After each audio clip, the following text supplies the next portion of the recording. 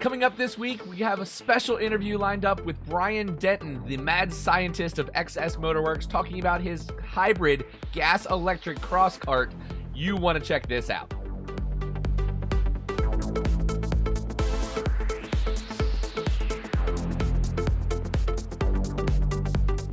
Well, hello, friends, and welcome to episode 69 of the EV Resource Podcast. I'm Zach Hurst, and each week I bring you the latest EV news, information, and answers to your questions about electric vehicles. This week is different. We're skipping the news. I've got a special interview lined up, so we'll get straight into it. Hope you like it.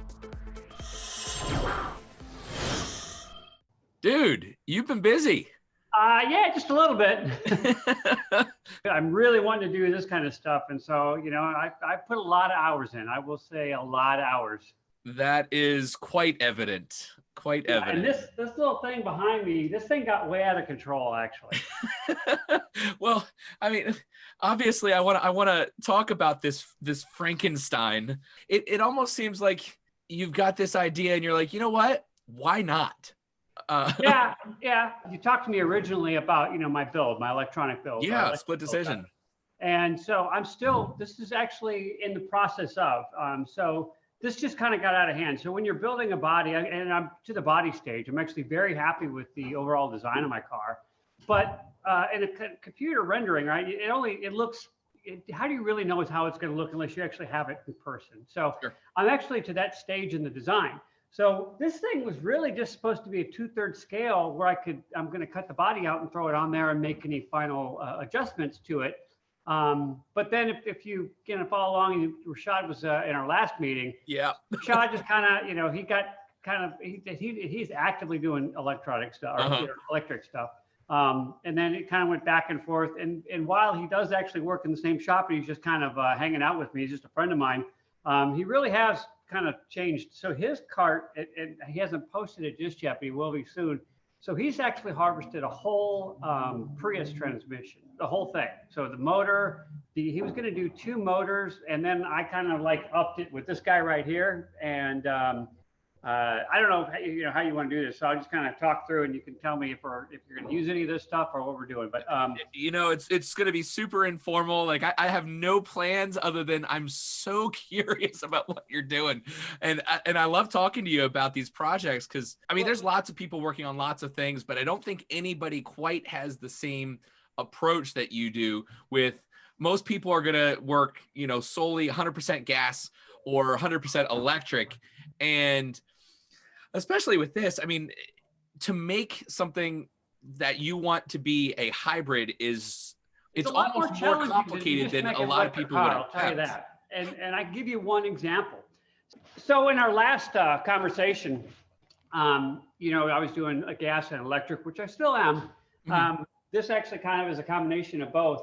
But there's a lot more challenge to actually using a hybrid system. But it's all about performance for me. It's not the range. It's not, most people are doing EV to actually, I don't want to say save the world or anything, but they're having an emotional experience with EV as it's the right course of action. So I'm actually kind of not saying that's not the right course, but I'm actually taking a little bit different approach to it, really looking at the performance aspect. If you look back when 2 cars were originally ever established, the old story goes, well, there was 2 cars made, and 10 minutes later, the first race was born. So, right.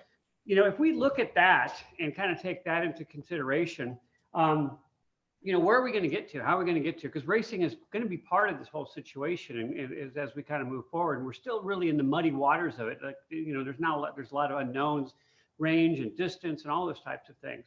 So if you take it, from that perspective, this actually is a perfect platform to kind of test with, especially considering that these little motorcycle motors, they don't make torque. This right. thing makes 50 foot-pounds of torque at 11,000 RPM, which is okay, but it's certainly not a lot. Even the Hayabusa makes 100 foot-pounds of torque, again, at crazy RPM. Right. So combining these 2 things where I got torque on, way down low, and then have my horsepower, still got 100 horsepower here, way up high, should really be interesting for a lot of people in the driving community, especially if they just want to get that little bit of corner turn. If you want a slight acceleration, coming out of turns, this really is going to do it, especially when you start looking at lower displacement engines. But I'm still very excited about the big project. It's, like I said, this did kind of take a life of its own. And I really like to solve the problems and the challenges. So as an example, right? So when you've got this, a sequential shifter, there's what's called a strain gauge on this. And what that means is I can leave my foot flat on the gas and pull the lever, and it's going to cut the ignition a little bit, allowing that to shift into gear without using the clutch. The problem with that is the torque, or the motor's still spinning. It still thinks that I'm trying to go the same speed. Right. So it can actually cause a problem with me being able to shift the cart like I want to in that bang, bang, bang motion. Right. So, and people go, well, so that's just one example of something, right? The other thing, right, is I want to be able to charge these batteries. And I want to be able to charge them when there's a certain percentage of throttle. Don't know what that percentage is, but it's going to say, like, let's say I've only got the throttle open 5%. Maybe I'm, working into a corner or on the brakes, Right. So we want a regen to occur, but we might actually want a regen to occur before the brake pedal is actually getting pushed on maybe just a slight deceleration when you're coming into like a chicane or something. You really aren't hitting the brakes. You're just kind of lifting up on your throttle. Sure. So, and actually that could help benefit, the car setup better even, because you're getting off the throttle, and especially on a rear wheel, we can kind of squat the car down a little bit to actually help it maybe power through the corners a little bit better.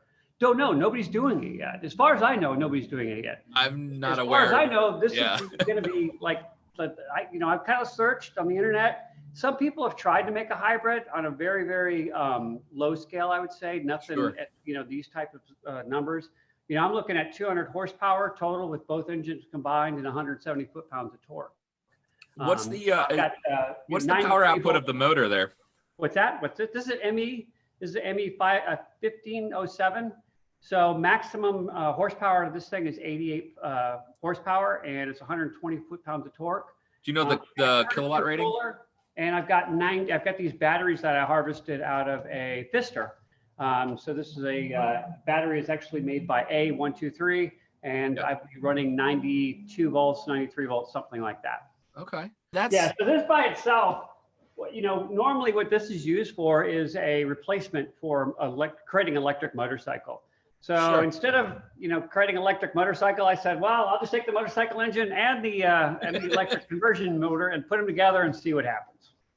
Yeah. So you're putting it all on the same axle. I mean, you're making it completely rear wheel drive versus having some of it, like, I suppose the maybe easiest way of approaching a hybrid is to say, okay, well, we're going to leave the powertrain the way it is, and then have a separate, either front or rear, depending on the stock system. Correct. But how are you mating the two of those together? Is it all going to just be along a chain? Yeah. So what's going to happen is this will actually have a very high powered electric clutch. And so normally you see these types of electric clutches. The typical one you can think about is a car electric clutch on your AC system, where you actually goes on and off. Yep. Similar concept, but it's going to be much. There's one I'm looking at. It'll hold 200 foot-pounds of torque. Okay. And so that's actually going to live on this shaft. So this I will be able to basically use the fuel tech to mimic or to turn on and turn off the electric power assist, if you will. Yeah. That is so cool. That is so cool. The real key is, and I've been talking with Fuel Tech, the owner of Fuel Tech, and he's on board. So a lot of it, Fuel Tech has a lot of maps. They have maps for, nitros, when you want to spray the motor with nitrogen and all these other types of maps. So really what I'm planning on doing is really just harvesting a map that was intended for a pure gas situation and applying some, logic to it and be able to use it for, turning this motor on and off. So from Fuel Tech's perspective, they won't do a whole lot. They can come in here and they will actually help with some things when it gets more complicated, but they're, just the functionality of the system, the way they designed it with all these maps and all these conditions that the maps can kind of live in, is going to allow me to hopefully not have to make too many adjustments. Now, my map may be called nitrous oxide or something like that, instead of the AC. So it'll just be mentally, I'll have to know that. But that's kind of the thought process of how this is going to work, where it's really managed and it's going to be managed by the two computers. So the Curtis will actually do the standard sine wave conversion and actually do the power calculations. The Fuel Tech will basically say, is it good to turn it on or off? And then we'll, have that clutch kick on and off at various points in time, given the circumstance that we're trying to accomplish. Kind of a source signal. Yes, exactly. And this is, I mean, obviously when we talked about the bigger project, Split Decision, that is going to be road legal vehicle. This being somewhat smaller, is this still, like, do you still have intentions of having this be something that's drivable on the road, or is this going to be track only? This, is a perfect 2/3 scale model. The tires are actually the same. They're the same diameter. They're not the same width, but the same diameter as my car in 2/3 scale representation. So, and they're in the stagger and everything is. So realistically, it's not the best setup, honestly. I had to make compromises to live within that 2/3 scale envelope, given what I'm really ultimately trying to do. But at the same point, I kind of said, since I had to build this thing anyway, and I will totally admit it's gotten out of hand. I kind of, I should have probably stopped a while ago, but I'm very interested in solving the problem. And I do think there's a long potential for this. I've actually already started designing, after I get my other cars done, a true hybrid setup with this setup, or a single-seater cockpit type system, road legal, Formula One inspired. And I'm actually thinking about running 2 of these motors and a Hayabusa. So it'll have in the neighborhoods of 500 horsepower. That would be fun.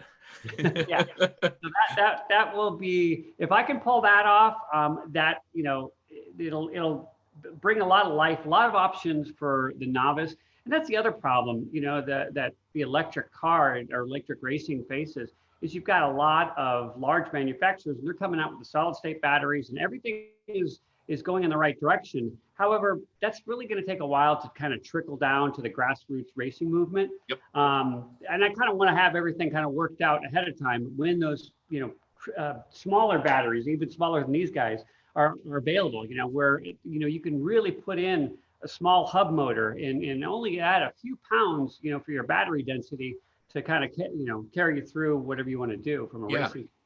The last time we talked, you had mentioned that you really want to put together like a kit for the enthusiast, or make it easier for people to really build their own thing. And I don't know if you remember, but I have a Chevy Spark EV. It's front wheel drive. It's got 327 foot-pounds of torque, but the tires just spin off of it because, it squats and then you have no weight on the front. Right. So I'm going, okay, I would love to, once I have a different vehicle that I can rely on, and leaving this one to play with, I'm like, putting a motor or 2 motors on the rear, have it completely independent from Chevy's software and everything, because that's just impossible to deal with. Right.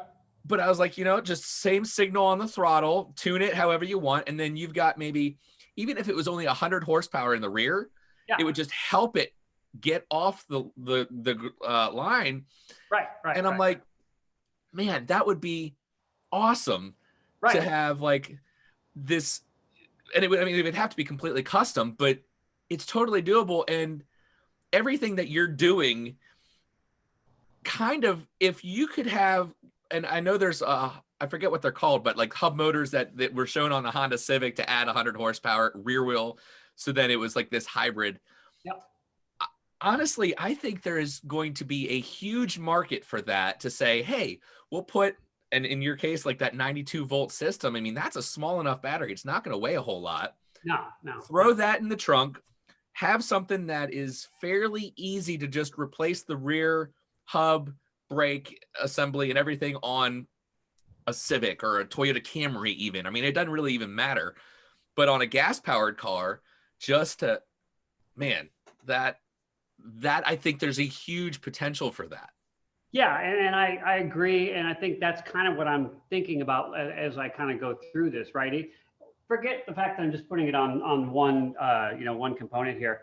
The same problems occur, right? I mean, you think about, and the problem is the devil's in the detail, especially when you start talking about a car, and what happens when you've got, electronic cruise control or whatever, ideally, you want that power really when you're just, taking off the line. It might only occur when your, throttle's at 40% plus, right? Where you're really kind of stepping on the gas and you just want that little extra acceleration. You're trying to merge, trying to do whatever. So there's got to be a number of conditions that occur in the software. It has to be able to read those conditions to kind of apply the math to kind of make it happen.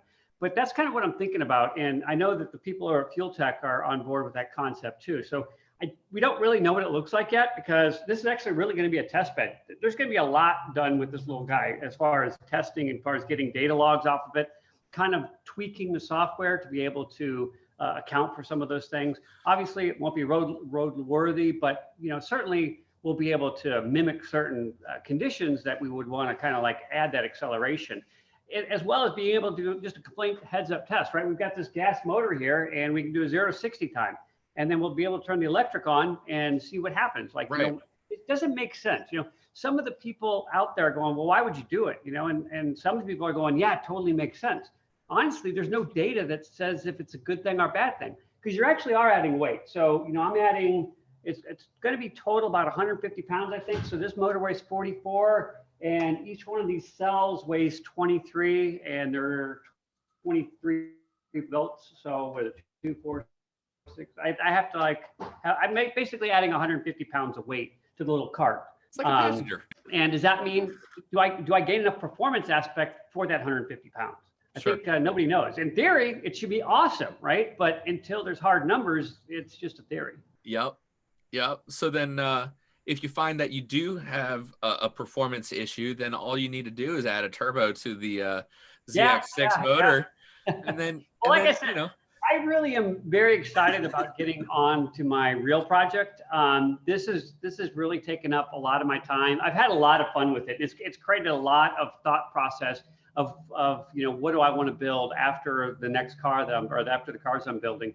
And I really do believe that my next venture will be a single seater, very much like a fighter, futuristic. It will be gas and electric. There's just still, the range isn't there, and if you think about something like a single, like a street bike, or not even a street bike, but a cruiser or Harley, you buy those things to take them for rides through the woods and stuff. You don't want to just sit there and fill them up. So having that ability to have the power, but then when you're just doing a long cruise to have it recharge itself, I think makes a lot of sense for, that performance aspect where you want to take that, could it be an alternative to a Harley? Could I use this as a platform that, people would like to drive in and not actually have, just 2 wheels.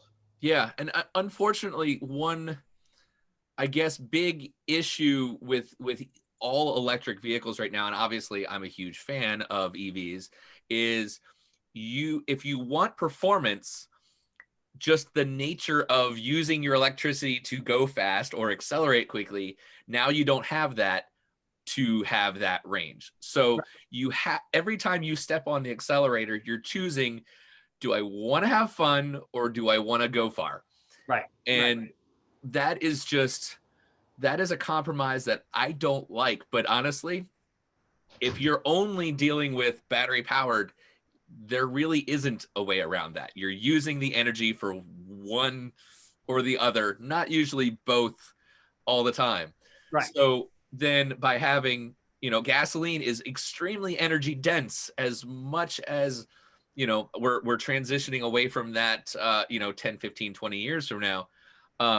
There will always be a place for the gas engine in racing and the performance aspect. So to be able one never knows, to be honest with you. I think that I hope it doesn't go away. It'll be phased out. But I think that it may be phased out in the sense that, what if it's just on board for charging, right? What if it's, or where the opposite occurs, where the gas engine is there to add that little bit of extra something, versus the electric. Sure. I don't know what that would be, but get the top end out of it. I think the time frame is going to be long. I don't think it's going to occur tomorrow. I think we're talking about, to what you said, 10 to 15 years, maybe even a little longer. But if you can get those V8s out of the space, and you can get those, get them to even the turbocharged 4s make a lot of emissions.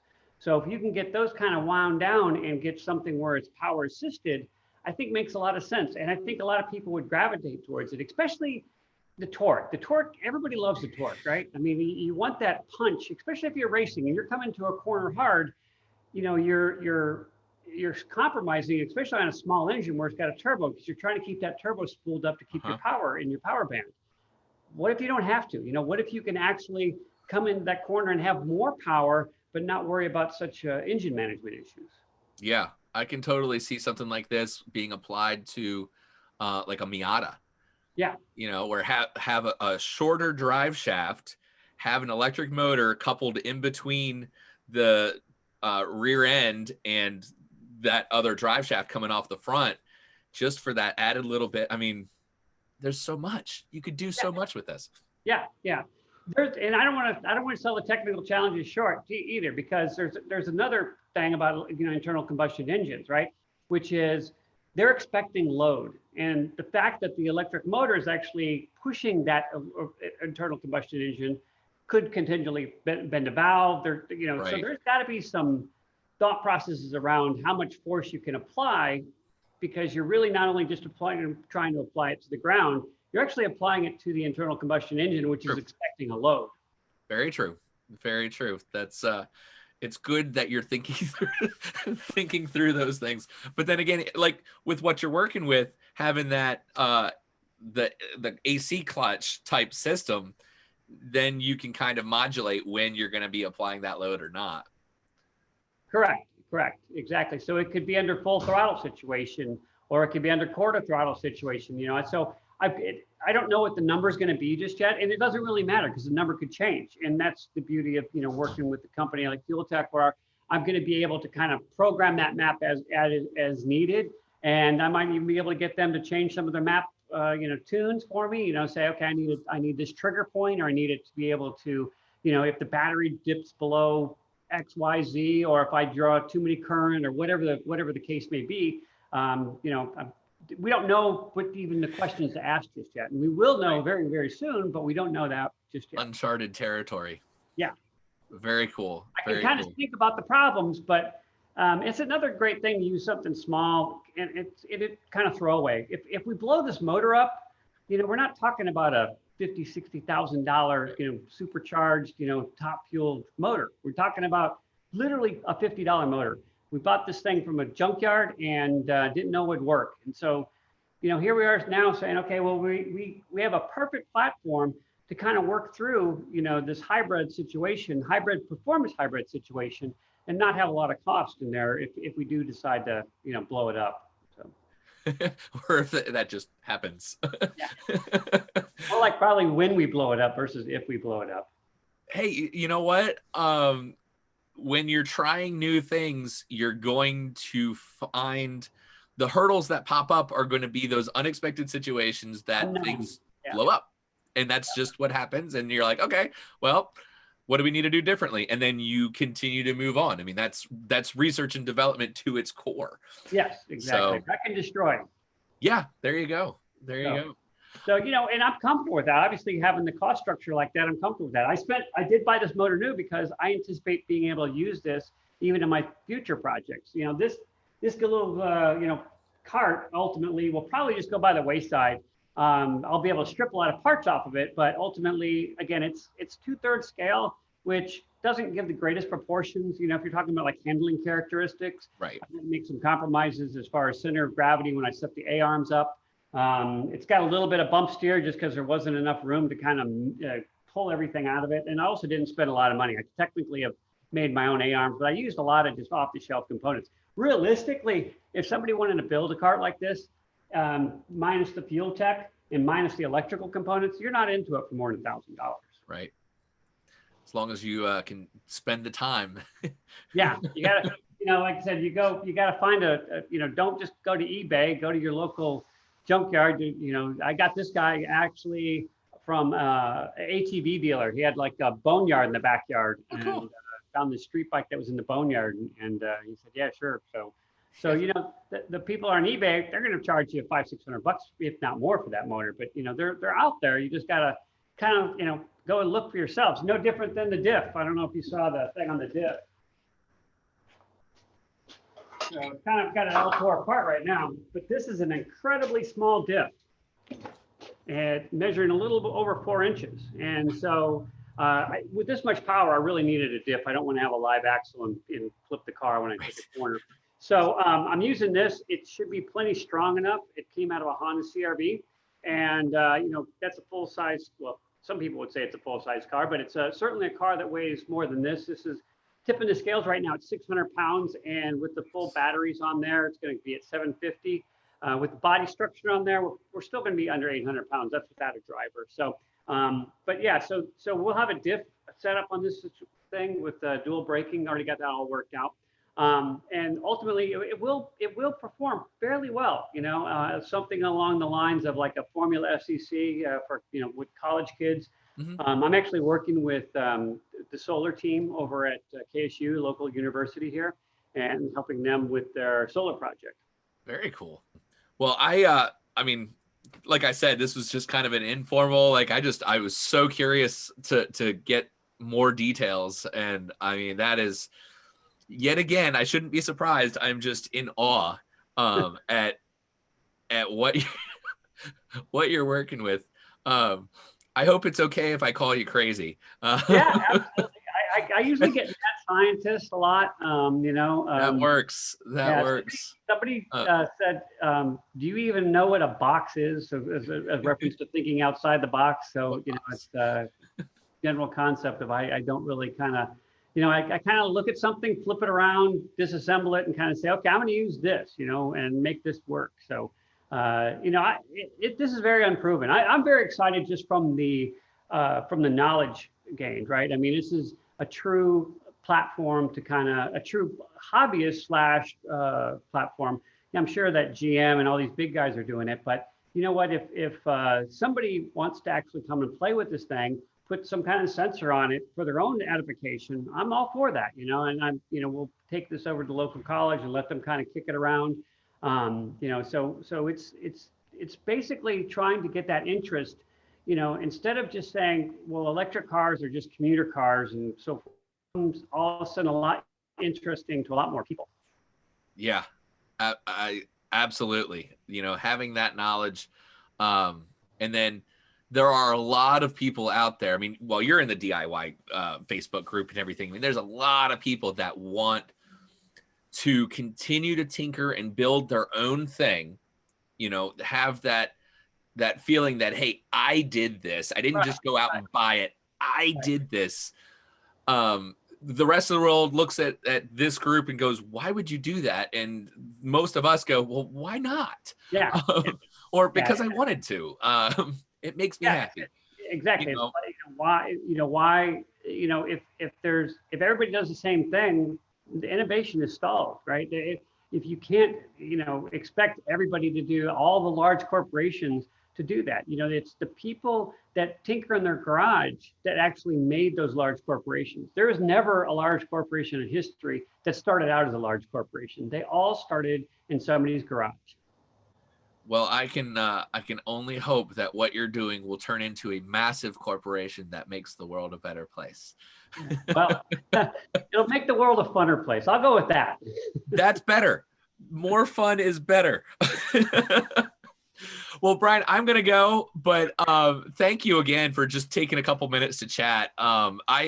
Every time we've talked, I absolutely enjoy it. It's been a thrill. So I look forward to continuing to follow along with everything that you're doing, and look forward to talking next time.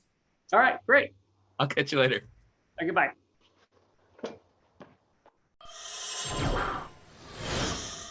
So there you have it. I hope you enjoyed that interview with Brian. I mean, he is just working on some crazy, crazy stuff. It's awesome. I definitely suggest you follow along on his YouTube channel, XS Motorworks, as well as on Instagram. You can search XS Motorworks there. But thank you so much for watching and listening this week. Next week, we'll return to the normal news. So until then, I'll see you next time. Thanks so much.